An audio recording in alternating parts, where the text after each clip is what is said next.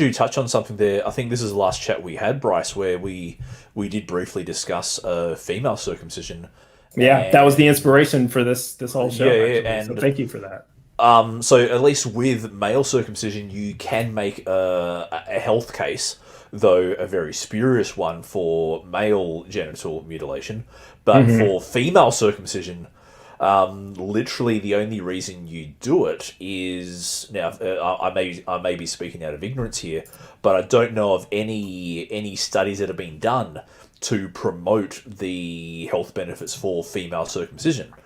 And from what I understand, the only reason that female circumcision is done, and particularly in countries that are highly religious, is basically to reduce female sexual pleasure. Right. So you just said something very interesting there. You said that you're not aware of any studies that have been done to see the health benefits of that. And you're right, because there's no motivation for us to do any of those kinds of studies. It was never So, so, really part of so we're our so, Western culture. so we're happy to like kick back against one myth, but we're still happy to go along with another myth, is what you're Yeah. saying. Yeah. Yeah, and all of the studies that were done to investigate the health benefits of male circumcision occurred after male circumcision was already popular. So it's like they were looking for reasons to keep it around. You know, male circumcision is part of Western culture, especially American culture.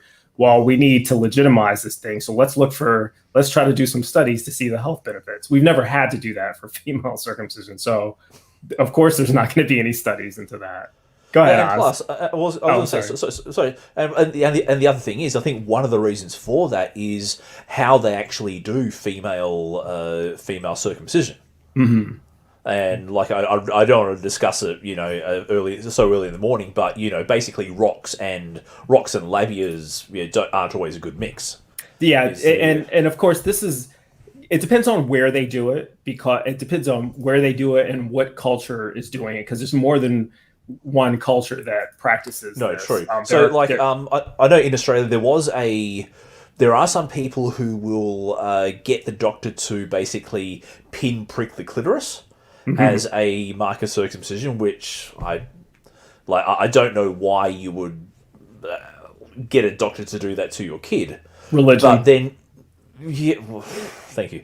But then the other extreme is in tribal Africa, where they will forcibly get the woman to lay down. Also, so get the girl to lay down Right. and get a rock and scrape out is the horrible thing of it. So I think one reason is that, like, for women, okay, like the idea of cutting away entire chunks of flesh from a woman's vagina is horrible, but the idea of Mhm. cutting a quarter of an inch of skin is okay, and that might be one reason why the myth of positive benefits for male circumcision carry on is because, well, we're not really doing much.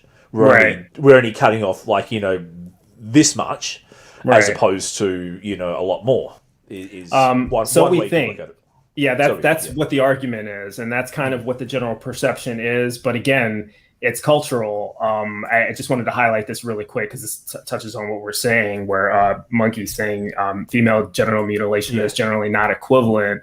The equivalent would be chopping off the head of the penis, and oftentimes that is true. Again, depending on the procedure that's done, and some of these places you mentioned where they do that, yeah, it's hardly equivalent. It's completely the whole purpose of it is to completely destroy the Yeah, but woman's but but potential. but then if the health benefits of cutting off the foreskin are reduce AIDS rates and other, wouldn't you then extrapolate and say, well, look, if we cut the head of the penis off, then there's even less chance for the glands and the underside and the frenulum and all that to be You infected. you you If we cut, guys you guys with this logic, you keep trying to again. You're starting off with religion and then you're trying to go to logic. I don't know that it works that way.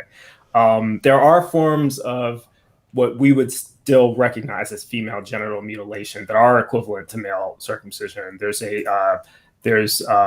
a culture in Malaysian culture, where they actually practice female circumcision, and it involves just basically removal of the clitoral hood, which is essentially the same as what the male circumcision would be.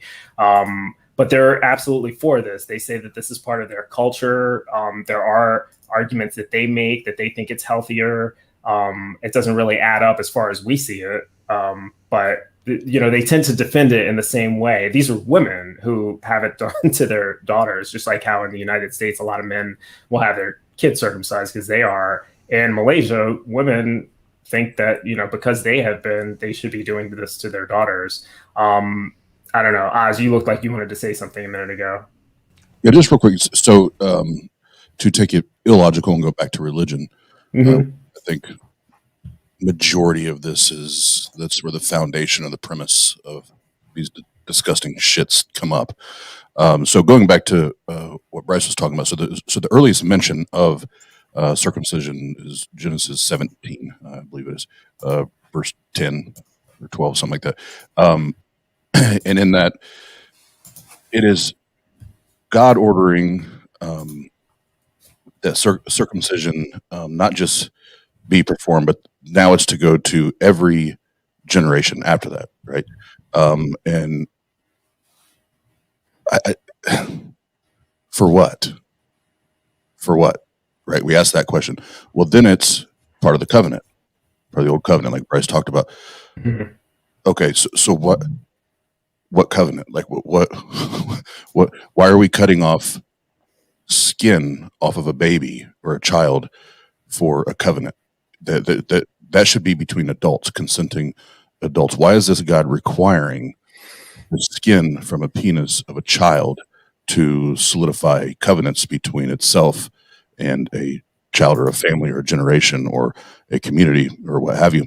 Then later in the Old Testament, circumcision is now viewed as a ceremonial practice, right? So it goes from just a covenantal thing that could or should or whatever be a private thing within the family, but no, now it's a ceremonial practice or celebration for these people. So the first, because I think it was Murder Shed Steve said, when or how did it first start in America? Which is a great question. I thought that was interesting.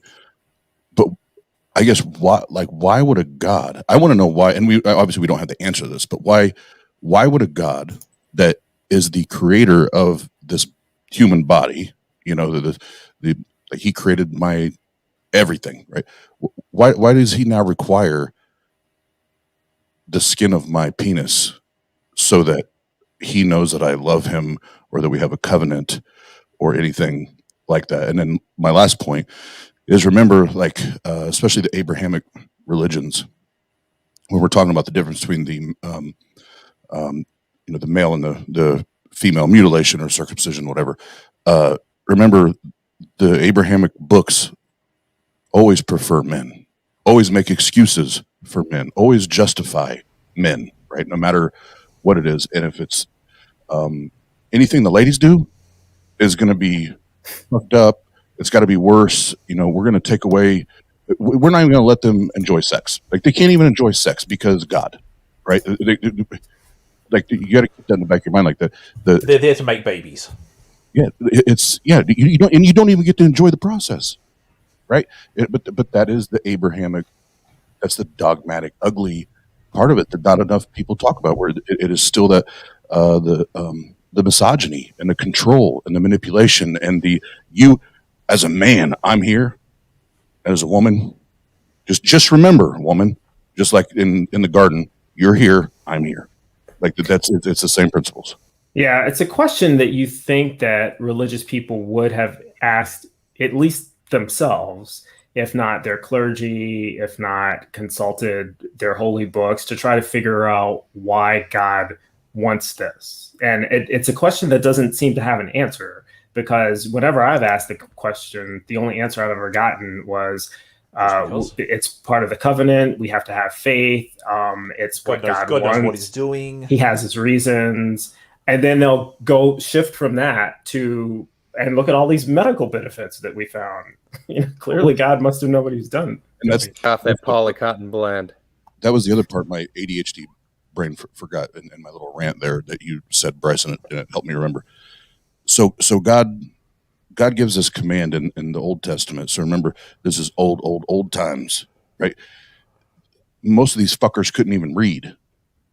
Yeah. Like they're illiterate. They were not, not every single one of them. It's verbal. Yeah, they majority of told them weren't educated. They didn't have the information that we have today. When you told them to do that, God, did you tell them, like, this is a spatula, or not a spatula, this is a spatula. And now you need to flip it. Once Let's fry some eggs, you know? Yeah. Flip it over. There's our comic relief right in the middle of a serious moment. But did he give them now all these, brand new medical tools so that it's sanitary and it's clean and we're not getting infections or anything like that? Like, did he give them the provisions? He did give he has given the provisions right there. What Murder Shed Steve is holding is the provisions they got to circumcise their kids.